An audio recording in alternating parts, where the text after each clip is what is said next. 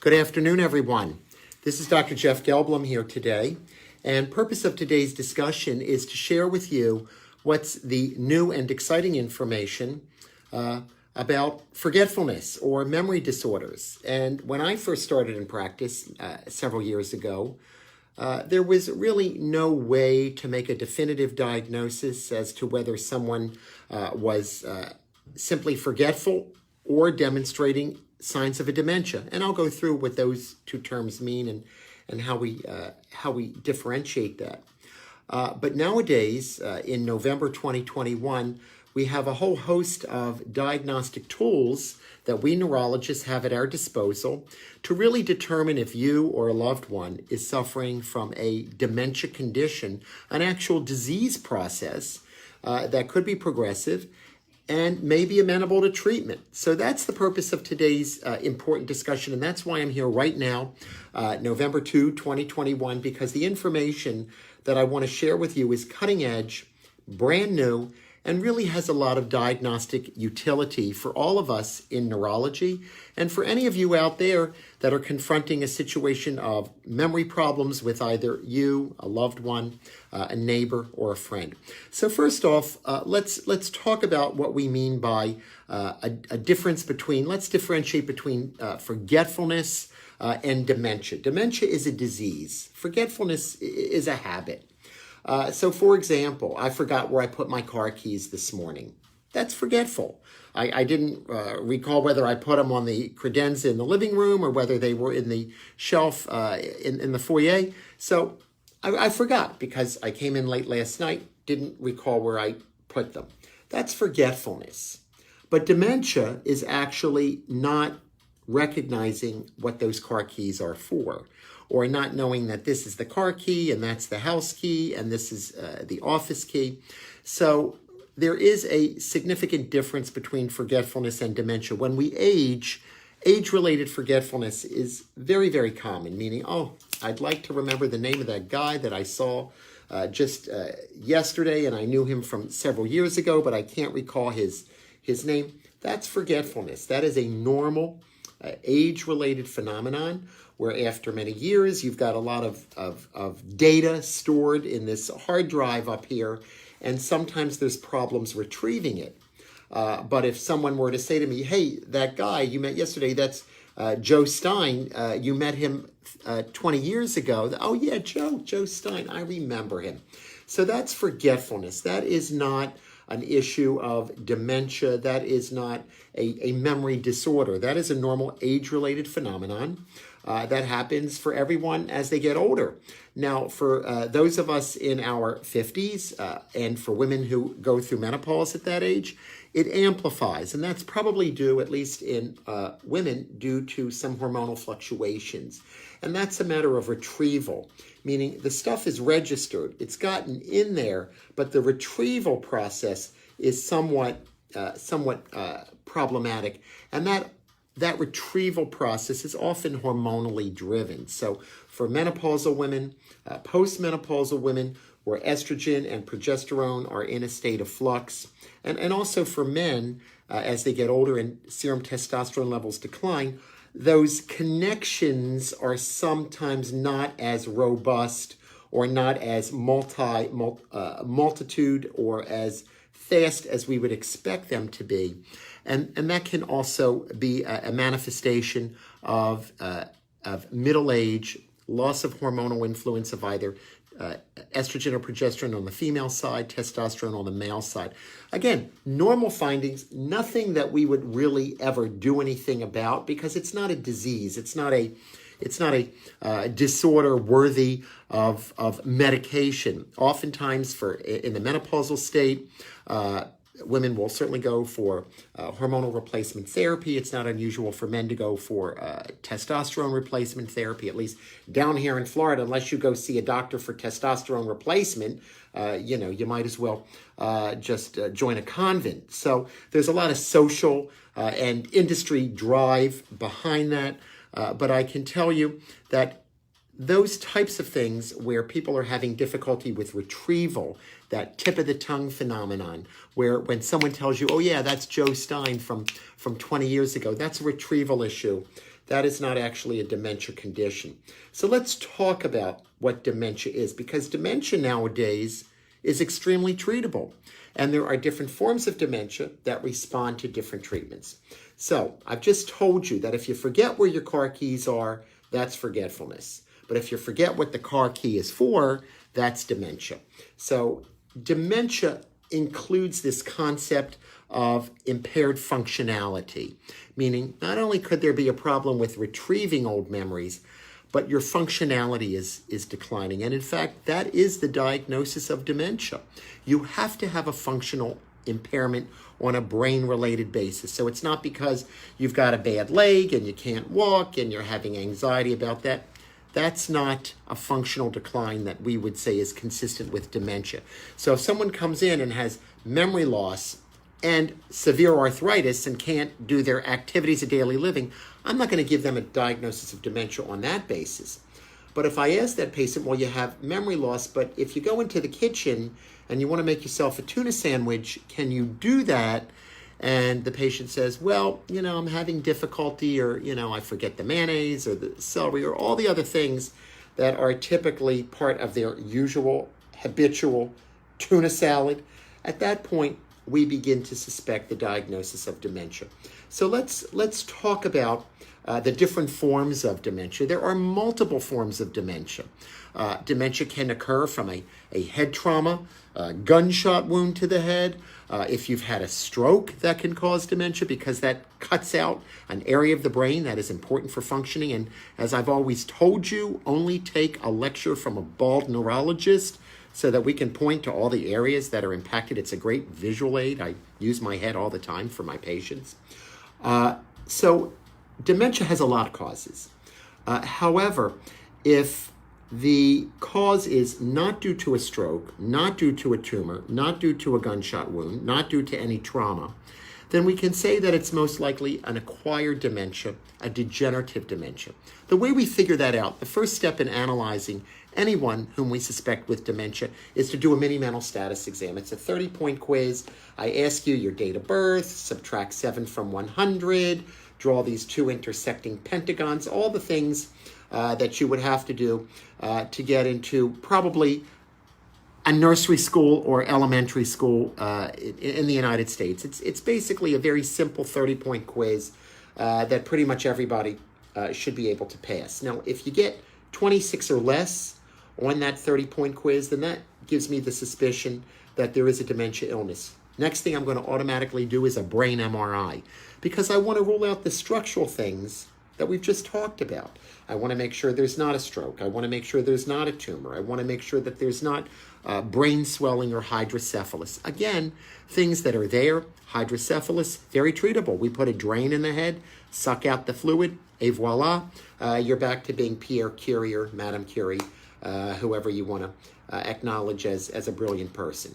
So those are the simple things that we can do. It's not unusual also to get an EEG, which is a brainwave test, and that tells me, that's where we put the electrodes on the head, kind of like we do an EKG of the heart. We put the wires on to see the heart rhythm. We'll do an EEG, a brainwave test, to look at the brain rhythm. So with that, we have a lot of information. We've done the EEG to see how the brain is functioning physiologically. We do an MRI to look at the structural pathology, and I've just done a mini mental status to tell me that there is, in fact, a dementia condition. In fact, I had a very pleasant gentleman came over to the office today, 65 years of age. In fact, he biked over to the office, and that to me is remarkable considering how rainy it is, but he did wear a helmet, so that's always a good thing. And then his family was on the telephone accompanying his visit today. Now, this is a retired engineer from Russia. Now, the one thing that the Russians always did well is they always put out great ballerinas, great piano players, and great engineers. So if this guy was educated back in Mother Russia, Soviet school, 35, 40 years ago, you know that he went through a very vigorous program. So I did a mini mental status exam on him, and he had trouble subtracting 7 from 100 and keep on going down. 93, 86, 79, 72. So that automatically tells me that given that background, Soviet engineer, I mean, you couldn't even graduate unless you could design a nuclear bomb to blow up half the United States. So with that type of background, I automatically have to suspect a dementia disorder. So this gentleman is going to be scheduled for an MRI. He has a history of hypertension and cholesterol. I want to make sure there hasn't been a little stroke. He's scheduled for an EEG because that's going to give me an idea about how the brain is actually functioning. And then he did a mini mental status exam today. And on that test, he had difficulty subtracting 7 from 100. And I'm sorry, if you are a retired Russian mechanical engineer, you don't need my prompting or my help to know how to do serial sevens on calculations. So that tells me off the bat, my high index of suspicion is that we're dealing with a dementia disorder. So I've talked about the structural dementias, stroke, head trauma, fluid on the brain. Those are the structural dementias. But then we've got the acquired dementias, things like Alzheimer's, which is big on everybody's fear list. Other degenerative conditions like Parkinson's can sometimes predispose to a dementia. People who have severe metabolic disease, diabetes, can sometimes have a dementia. Individuals who have severe obstructive sleep apnea, meaning you're not breathing correctly at night, you're snoring. The spouse is saying to the doctor, sounds like I'm sleeping next to a paper mill because of the loud, rancorous snores. All of that could suggest a physiologic disturbance contributing to dementia. And again, those things are treatable. If you've got Parkinson's disease and you're having problems with attention and focus, activities of daily living on a cognitive basis, treat the underlying Parkinson's, something that we neurologists do each and every day. If the problem is with something like obstructive sleep apnea, obstructive sleep apnea, we're going to get you fitted with a breathing mask so that you're not losing oxygen in the middle of the night, and that will help with your residual daytime functioning. Now, with Alzheimer's, it's a little bit different because historically, Alzheimer's was almost like this wastebasket diagnosis. We would rule out everything else, and then we would come up with a diagnosis of Alzheimer's. Well, fortunately, it's not a wastebasket diagnosis. It's not a rule-out diagnosis anymore. In fact, it's a rule-in diagnosis. So when I have a patient like I saw with my Russian engineer today, who's coming in, we're going to get the testing done to make sure that there's no structural lesion of the brain that we're going to have to immediately address. But then we're going to work very hard to rule in a diagnosis of Alzheimer's. So let me explain what that's all about, because that technology has really changed very rapidly over the past 2 years. So if you or a loved one has been suffering with Alzheimer's, and the doctor has told you 3 years ago, well, there's no way to really rule it in. We have to rule out everything else. And then we're going to, suspect it's Alzheimer's, and we're going to throw some drugs at you. I would consider that to be not only old school medicine, I would consider that to be antiquated and even bad medicine. So now what we do is there's 2 tests that we can do right off the bat to make a diagnosis of Alzheimer's disease. The first test is a spinal tap. And that's, believe it or not, the easiest thing to do. Why? Because insurance always covers a spinal tap. And it's not very painful, despite what you may have heard from back in the days or watching those old horror films we just got out of Halloween. So back in the day, it was always this concept of Frankenstein or putting this horrible needle, Dr. Dracula's, Count Dracula's medical laboratory. It's not like that. Basically, with the spinal tap nowadays, like every other medical technique, we use an extremely tiny needle. We numb up the area, no significant pain. You lie flat for about an hour, and then we have our spinal fluid sample, which is usually clear and colorless. We send that off to the lab, and literally within 3 days, we get back a result that's 90% sensitive and specific for Alzheimer's disease. It's called the AB4240. You don't have to know that or remember it, but I just want to let you know that if you come to my office or the office of any neurologist and you're concerned about Alzheimer's disease, after we do that MRI, the easiest thing to do is a simple little spinal tap done in the office. You don't have to stay overnight in the hospital. And with that, in 3 days, I'll be able to give you the answer of whether or not this is Alzheimer's. Now, if you have fear of needles or you're on some type of blood thinning regimen where you can't have a needle put into your back to draw off some spinal fluid, then there's another test that we can do, a different test called an amyvid scan, AMYVID. It's a PET scan of the brain. We stick you in the PET scanner, we inject a little medicine into the vein, and with that, we'll see Alzheimer plaques on the brain. Again, 95% sensitive and specific for the condition. So when you come into my office now and you're concerned about, could my mother or could my loved one, spouse, or myself have Alzheimer's disease, we do the test. Very straightforward and 95% definitive for the diagnosis. And once we have that diagnosis, you say, all right, now what? Well, the good news is, now what? Since June of this year, we have FDA-approved medicine for mild Alzheimer's disease. So as long as that's the case, once we make the diagnosis, then we can have the conversation about treatment. In fact, I call this the ABCs of Alzheimer's. A, assess Alzheimer's, meaning do the mini mental status exam, do the MRI, do the EEG, make sure there's nothing else going on. B, check for beta amyloid.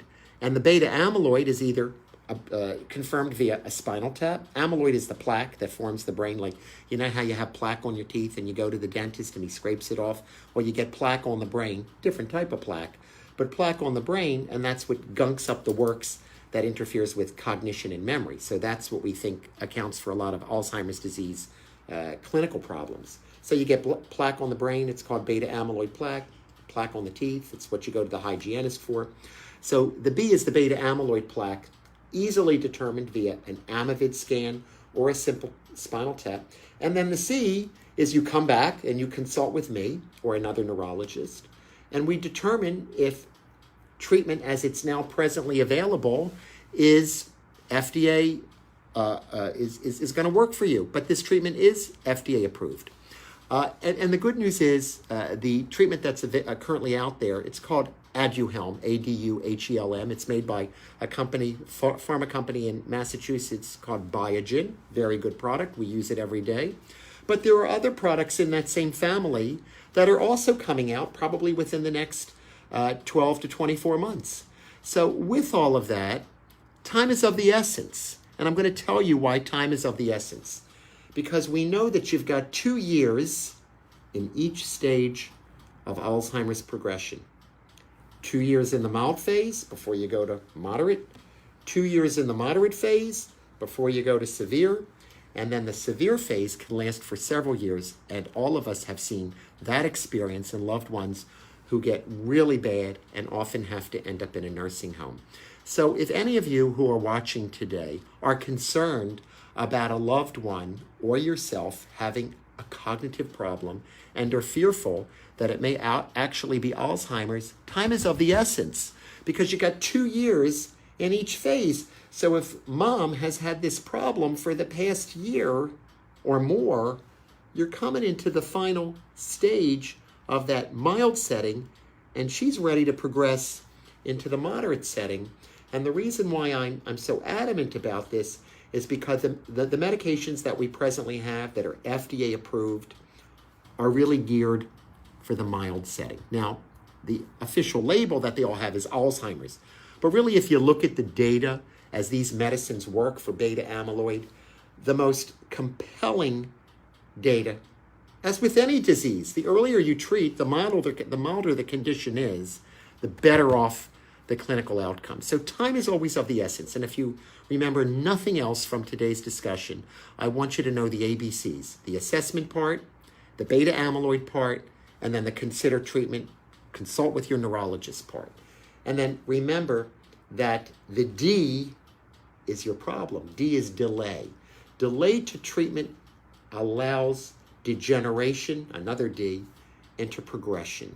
And that's what we want to try and avoid. So we've got medicine that's FDA approved now. Very good. We've got more medicines in that same treatment approach that are going to be coming out within the next 12 to 24 months.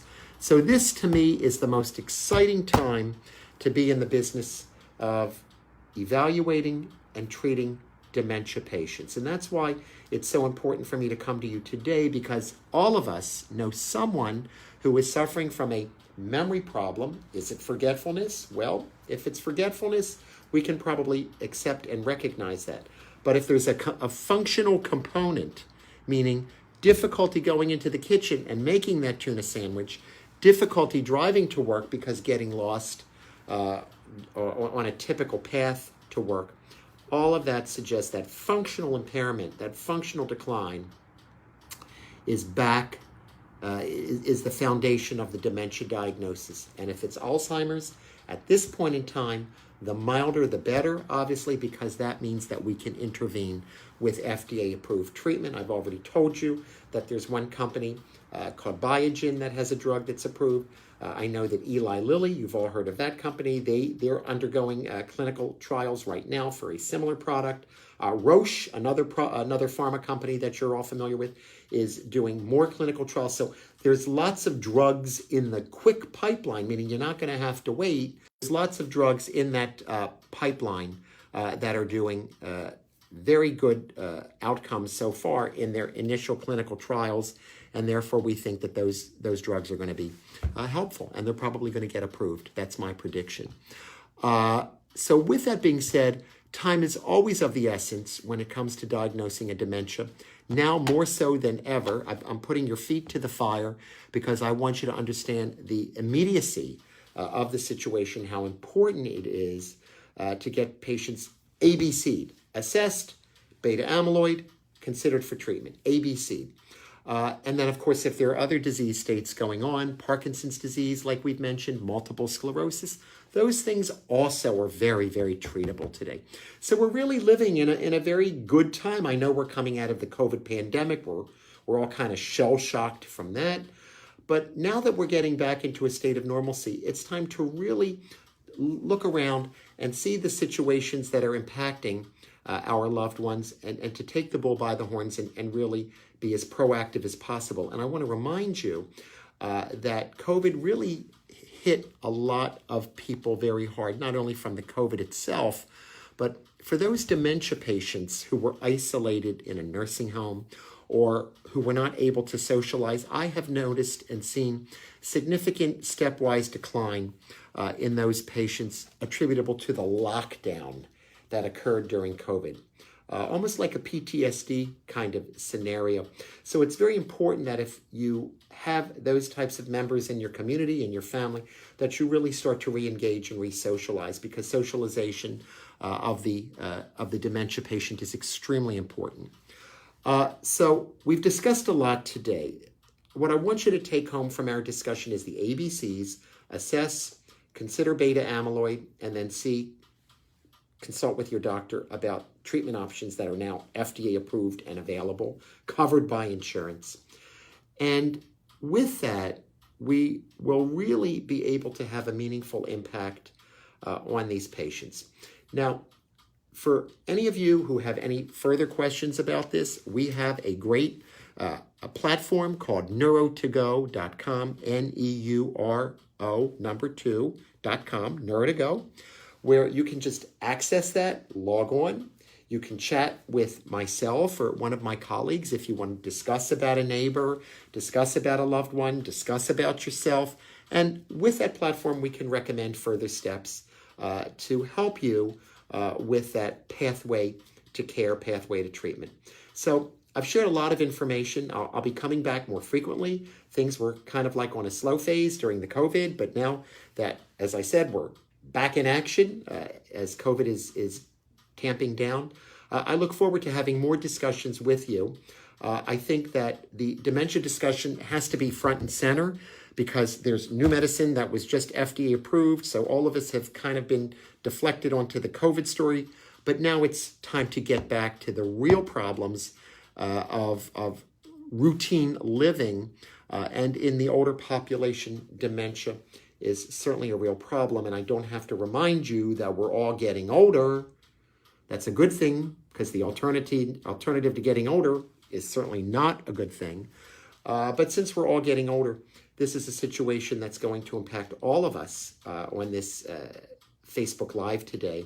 And if you have any questions about that, please visit our website, neurotogo.com. It's down below. You can look it on the scroll. And then feel free to chat with a neurologist about any of these concerns or any other concerns, headaches, MS, neuropathic pain, etc. But I look forward to coming back to you on a more frequent basis so we can give you the immediate updates of what's new and exciting in neurology land. And believe me, there's a lot of new and exciting stuff in neurology land. So this is not your father's neurology office. This is new, exciting, up-to-the-minute information and giving all of us the opportunity to be treated the way we deserve. So on that note, I thank you for your attention today. It's great to see you all back, and we'll be circling back in the next few weeks to bring you another topic in. If you have any ideas about something that you'd like me to discuss, I'd be delighted. Just send them to me. Just keep it apolitical, having nothing to do with religion, and we're good to go. And on that note, I wish you all a great afternoon. Thank you.